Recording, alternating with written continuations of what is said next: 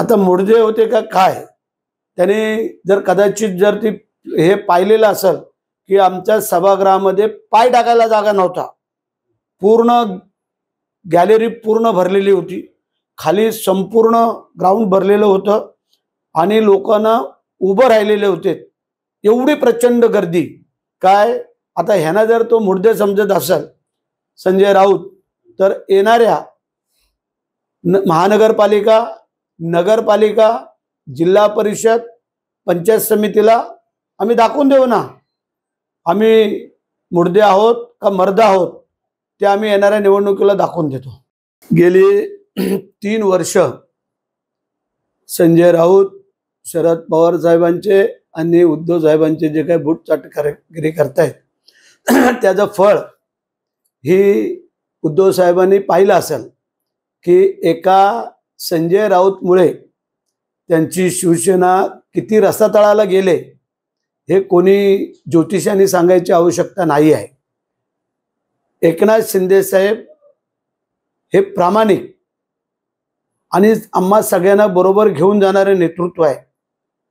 बाळासाहेबांच्या विचाराची शिवसेनेची संघटना एकनाथ शिंदे साहेब स्वतः पुढे घेऊन जात आहेत आणि म्हणूनच आज जर आपण पाहिलं, उभाटा असेल किंवा इतर काय पक्षाचे लोक असतील विरोधातले, हे का जास्तीत जास्त शिंदे साहेबांकडे आकर्षित होत आहेत? कारण शिंदे साहेबांचं काम, शिंदे साहेबांचा प्रामाणिकपणा, गोरगरिबांना मदत करणं, कोणावरती प्रसंग आला कधी गेले तर संजय राऊत किंवा त्यांचे नेते। आता जर आपण पाहिलं पहिलगामच्या हल्ल्यामध्ये कोण त्यांचा एखादा नेता पुढे गेला असेल सांगा? एकनाथ शिंदे साहेब आणि गिरीश महाजन हे आमचे 2 पक्षाचे नेते तिकडे जाऊन जे काय अडकलेले आपले जे काय पर्यटक होते त्या सगळ्यांना घेऊन येण्याचं काम जर कोणी केलं असेल तर एकनाथ शिंदे साहेब आणि गिरीश महाजन। त्यानंतर आत्ता परवाचा प्रश्न बघा तुम्ही, जळगावला गेले होते कार्यक्रमाला आणि तिथे एक महिला किडनी फेल झाली, काय तिला अत्यंत जलद मुंबईला जाणं गरजेचं होतं ऑपरेशनसाठी, आणि तिथं गिरीश महाजन आणि गुलाबरावने साहेबांना सांगितलं, साहेबांनी शिंदे साहेबांनी लगेच आपल्या 2 पेयना त्या विमानातून खाली उतरवलं आणि त्या दोघांना घेऊन मुंबईला नेऊन पोचून ॲडमिट केलं। हा फरक आहे आणि हे त्यांना जमू शकत नाही संजय राऊत त्यांच्या नेत्यांना। आणि म्हणून मग आता काय शब्द शोधायचे काय? आता बूटचाटे बोलतोय संजय राऊत, हा लाल घोट्या माणूस की ह्याला ना जनाची ना मनाची राहिली, ना घरका ना घाटका राहिला। ह्याने आमच्या नेत्यांवरती आरोप करताना 10 वेळेला विचार करायला पाहिजे की अख्खी उद्धव साहेबांची उभाटाची शिवसेना संपत आली तरी त्या उद्धव साहेबांना कळेना आणि आमच्यावरती आरोप करतायत, हे आगोरे विद्या करतायत आणि काय काय करतायत।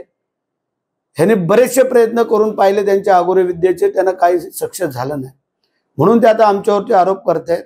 आम्ही साधी सरळ लोक ग्रामीण भागामध्ये, आत्ताही तुम्ही पाहिलं श्री श्री रविशंकर आणि गुरुनी आमच्याकडं सोमनाथांचे जे काय त्यावेळेच्या पिंड्याचं औषध होते ते पाठवले होते, ते आता आम्ही पूजा करून त्यांना ते पाठवलं।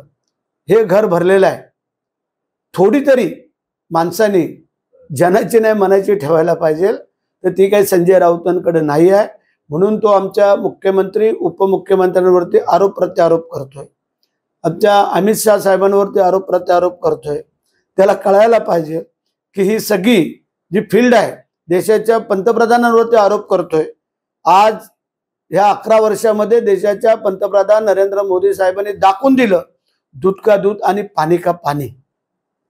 जशाच तसं उत्तर बाळासाहेबांचे जे स्वप्न होतं की 370 कलम हटवून जम्मू काश्मीर मोकळं करायचं ते केलं, अयोध्येमध्ये प्रभू रामचंद्र रायांचं मंदिर उभारायचं ते पूर्ण केलं।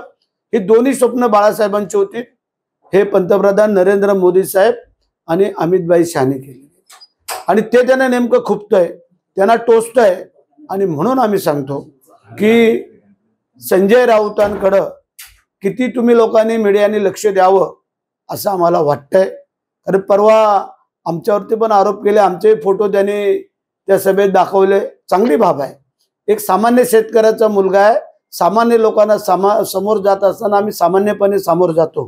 हे असे छक्के बंजेचे आमच्या अंगामध्ये गुण नाही आहेत आणि म्हणूनच लोकांनी आम्हाला 4-4 वेळेला निवडून दिलं चढत्या क्रमांकाने, हे लक्षात ठेवा। आणि म्हणून ज्या आमच्या शिंदे साहेबांवरती, आमच्या मुख्यमंत्र्यांवरती जे आरोप करतात त्यांचा जाहीर निषेध करतो आम्ही आणि त्याची तुम्ही कोणी मीडियाने एवढी दखल घेण्याचं कारण नाही अशी आमची विनंती आहे। दे धडक बेधडक वृत्त देणाऱ्या आपल्या शिवसत्ता टाइम्स न्यूज चॅनलला लाल बटन दाबून सबस्क्राईब करा आणि बेल आयकॉनला क्लिक करायला विसरू नका।